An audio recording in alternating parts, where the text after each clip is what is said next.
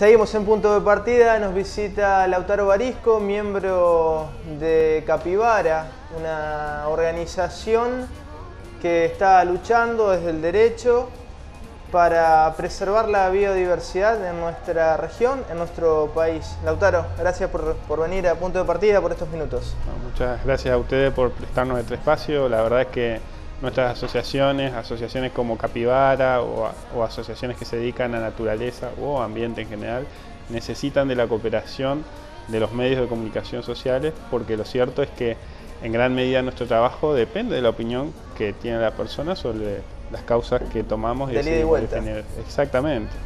Es más, podríamos decir que debido en general a la sin tomar evaluación política, pero en general a la ausencia del Estado en relación a ambiente y ecología, más en Argentina, son organizaciones de la sociedad civil y la amplificación que le pueden dar los medios y los propios medios como organizaciones pertenecientes a la sociedad civil, las que realmente aumentan y hacen que estas cuestiones aumentan el impacto de los temas que tomamos y hacen que estas cuestiones lleguen a la legislatura, como mencionabas hoy. Sí, digamos también que hay sectores del Estado, hay pujas dentro del Estado y hay sectores que protegen la biodiversidad y sectores que no. Por supuesto. Por eso es fundamental lo que estabas apuntando, el accionar de la sociedad civil. Y a propósito de eso, comentanos un poco cuál es el rol de Capibara y por qué se gestó esta organización. Bueno, Capibara ciertamente se gesta como muchas de estas organizaciones. Nacen en gran medida unas personas con ciertas inquietudes compartidas, encuentran que no hay un espacio donde canalizar esas inquietudes. Lo que ocurre particularmente con Capibara es que en la Facultad de Derecho en ese momento se había comenzado a crear una serie de espacios institucionales y un conjunto de docentes que empezaron a dedicar cada vez con más interés a la cuestión ambiental. Y eso generó un debate y un grupo de personas que se empezaron a interesar en la temática. Lo cierto es que la particularidad de Capibara, Naturaleza y Derecho y Sociedad, es que nosotros no solo hacemos énfasis en la relevancia de la preservación de los bienes comunes, sino también de la relación en general de la sociedad con la naturaleza, en el sentido de que es un ida y vuelta, no solamente que tratamos de preservar el medio ambiente como que si el medio ambiente fuera un límite para la acción humana, que es lo que generalmente te dicen los empresarios y todo lo que se dedican de ustedes. Bueno, ustedes digo en general, ustedes quieren plantear un límite a la actividad humana como totalidad, como progreso, y en realidad no, lo que particularmente Capibara, Naturaleza, Derecho y Sociedad lo que está planteando es la noción de que podemos tener un acercamiento a la naturaleza donde el propio individuo y la propia sociedad puedan aumentar, digamos, los recursos, si se quiere, obtenidos, sacándole toda noción económica de esa idea de recursos. Digamos, ¿verdad? Buscar equilibrios en todo caso. Efectivamente, es una particularidad que tiene que ver con, por ejemplo, empezar a señalar distinciones dentro de la naturaleza y no una noción holística de ambiente por ahí como vemos en algunas versiones de ecologismo más antecesoras, tipo de la década del 80. Para dar un ejemplo claro, nosotros creemos que hay un beneficio específico, por ejemplo, de mejorar la relación entre los individuos y la sociedad en general con los animales, y que también hay un perjuicio en fomentar actividades que impliquen el uso de la crueldad con los animales, no solo porque la crueldad en general es, uno ve una imagen cruel y le impacta y cree que es antiestética en parte, sino además porque hay una relación tanto iatrogénica, cuando esa crueldad se expande socialmente. Iatrogénica significa que hace mal a la relación entre entre las personas, y una relación terapéutica. Nosotros, por ejemplo, tenemos un caso, que es el caso Cotos, que es un caso que se funda básicamente en la noción de que no tendríamos que tener un turismo que promueva la matanza masiva de animales y la obtención de trofeos pequeños, medianos y mayores. Pero no porque querramos limitar el progreso, el aumento de la actividad económica, ni siquiera a los pequeños vaquianos que hay en zona de campo o de río, sino que realmente es complicada la noción de que haya empresarios que se encargan de poner a disposición especies exóticas y locales para que también turistas extranjeros o locales las masacren sin más interés que matarlos, digamos. Sí, pero además al alterarse, al desaparecer especies o ponerlas en riesgo, también se afecta la biodiversidad Diversidad. y eso tiene una directa relación con la salud, no solo de la población animal, sino también de nosotros, de las personas. Efectivamente. Hay una relación directa entre biodiversidad y salud.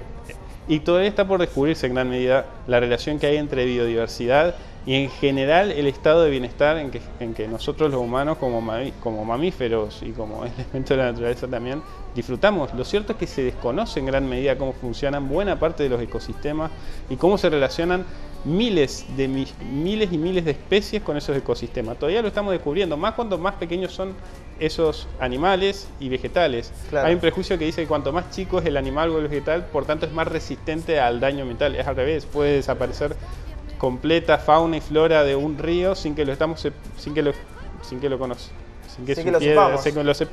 Sí, sí. Y eso puede transformar totalmente la ecología de ese río.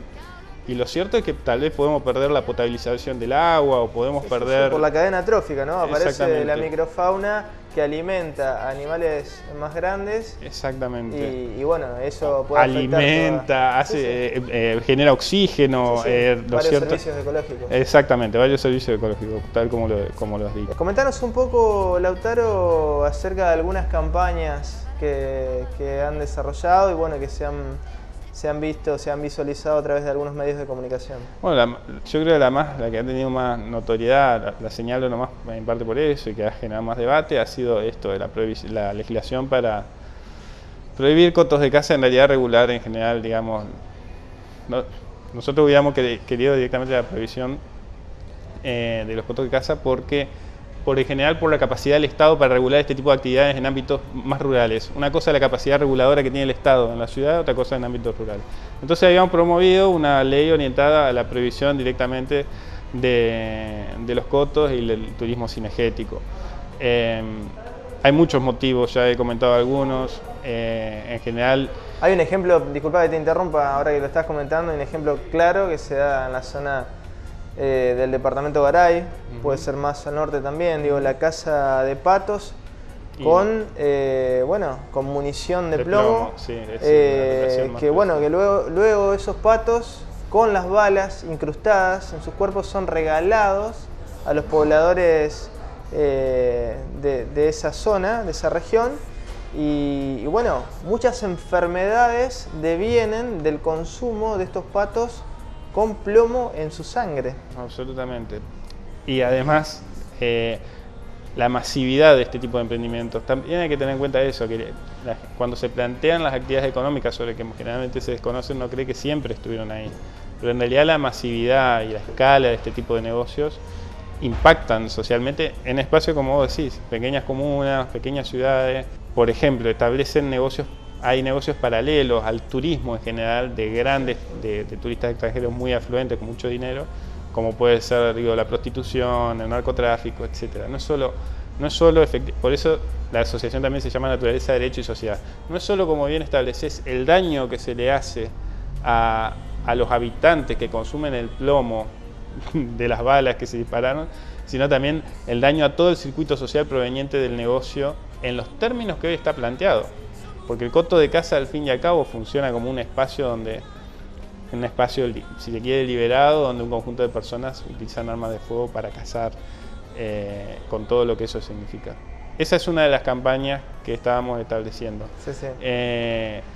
Después nosotros lo que estamos tratando de promover es, bueno, ahora en el debate de la reforma constitucional de Santa Fe, un debate sobre, como bien señalabas hoy, el artículo ambiental y dedicado a la naturaleza en la Constitución de la provincia. Provincial. Exactamente. Claro. Hicimos un análisis de todas las constituciones provinciales vigentes en Argentina y básicamente sacamos una serie de conclusiones que sirvieron para poder obtener un artículo lo más protectorio posible. Lo cierto es que, bueno, eso todavía está, nosotros estamos...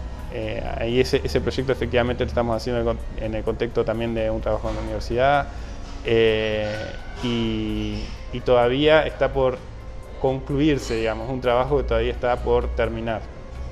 Yo creo que, y después, bueno, obviamente las otras dos campañas con las que coparticipamos en realidad de la campaña Paren de Fumigarnos de acá de la provincia de Santa Fe, con CEPRONAT y otras organizaciones sociales, teniendo en cuenta, bueno, que en realidad... Su importancia, ¿no? Sí, hoy la trascendencia de esta temática es notable y bueno, el aporte específico de la asociación ha sido fundamentalmente en términos de conocimiento. Lo cierto es que los casos colectivos que se han hecho muchas veces, o los casos individuales que se han hecho muchas veces por agrotóxico, o sea, los que se han transformado en casos judiciales, generalmente han sido rechazados.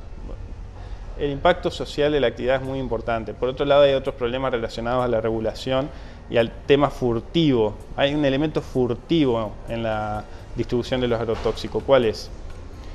Que generalmente vos en el derecho necesitas establecer un vínculo causal, ¿no? Vos tenés que poder decir, esta persona contaminó en esta zona y por eso produjo un daño de salud a tal persona. Y lo cierto es que en el ámbito ambiental, donde en realidad uno tiene una distribución de riesgos, el poder ser definitivamente fue esta persona que fumigó en este campo la que enfermó a tal persona. Sí, el derecho penal, digamos, pena actos personales. Exactamente. Hay que individualizarlo. Exactamente.